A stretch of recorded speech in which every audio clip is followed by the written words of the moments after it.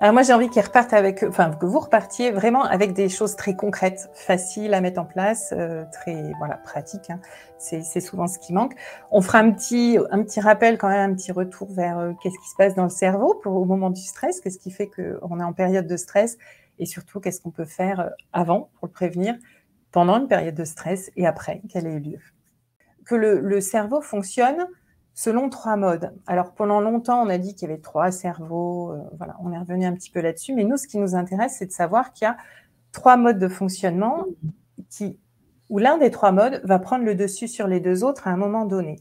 Il y a le mode, dont on va parler aujourd'hui, qui est le mode survie, c'est-à-dire quand l'organisme, vraiment avec tous nos sens, hein, nos 5 sens, se sent en danger, le cerveau va activer le mode survie.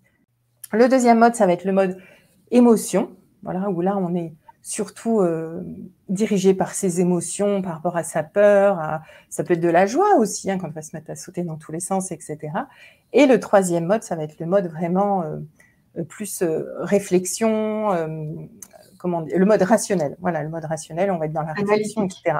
Voilà, analytique. J'ai réalisé un petit visuel, si tu veux bien nous partager l'écran, Fabienne, qui représente ces 5 attitudes possibles, hein. On retrouve les 3 grandes familles. Il y a « je fuis » comme une anguille, donc ça, la fuite. « Je me cache comme une souris » ou « je me fige comme une autruche ». On voit bien la différence, il y en a un qui est vraiment caché et l'autre juste prosterné, mais voilà. Et ça, c'est quand on dit « j'étais paralysée par le stress », ben, on est vraiment là. Et puis, on peut avoir aussi cette attitude plus d'attaque, hein, quand on sent qu'on n'est pas en infériorité vraiment. On va pouvoir attaquer, donc j'ai pris comme une hyène, ou s'agiter, simplement comme une mouche. Donc là, ça va être de proposer régulièrement à son enfant, son ado, des situations qui vont lui permettre de se sentir bien. Alors, je pense notamment au câlin, au contact physique consenti, bien évidemment, mais pas que. On peut très bien avoir un enfant ou un ado qui n'aime pas les câlins et qui va pouvoir, par exemple, avec un animal de compagnie, je pense que ça te parle, Fabienne, avoir cette dose de contact dont il a besoin. Ça peut être aussi tout simplement avec un objet doux, enfin les fameux doudous déjà, mais on trouve de plus en plus, moi j'ai une bouillotte toute douce, des plaids tout doux, etc.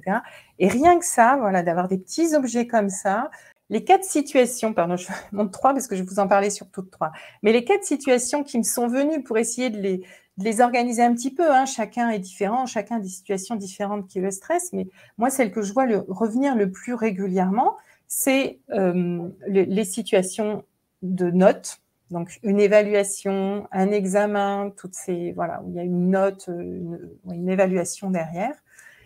Les situations d'oral, voilà, que ce soit tout simplement aller réciter sa poésie, enfin je dis tout simplement, pour certains c'est énorme, aller réciter sa poésie au tableau, jusqu'à le brevet, le bac, etc., où il y a des épreuves orales. Ça peut être aussi en langue étrangère, à passer au tableau, enfin prendre la parole même depuis sa place, sans passer au tableau, enfin, même en français, et juste lever la main, enfin voilà, tout ce qui a trait à l'oral. Troisième type de situation aussi, c'est tout ce qui va être les changements. Donc, je pense notamment au début d'année, encore plus avec l'entrée, les changements d'école, l'entrée en CP, l'entrée en 6e, l'entrée en seconde, ou dès qu'il y a un déménagement, enfin des choses comme ça, là, ça va énormément stresser aussi. Et puis la dernière, tu en parlais, c'était la relation aux copains, se sentir pas intégré correctement dans le groupe, etc., qui peut aller même jusqu'au harcèlement. Ça, c'est vraiment aussi un autre type de situation. Et bien souvent, c'est ça qui manque par rapport aux notes, aux évaluations, à l'erreur, etc.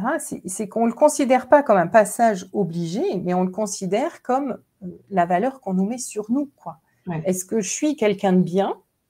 J'ai raté mon évaluation, je suis vraiment quelqu'un pas bien. Et puis en plus, mes parents, ils vont être super déçus, ils vont plus m'aimer. Enfin, voilà, hein, voilà. Certains peuvent écouter en se disant, non, quand même.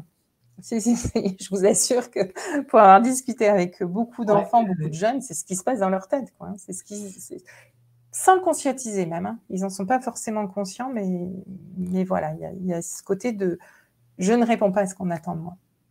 Dans ce dialogue comme ça de questions ouvertes, ça va permettre de faire baisser ce stress, de commencer à l'enfant à être plus au clair avec ce qu'il ressent, et du coup, à lui de trouver des pistes. Donc, c'est vraiment...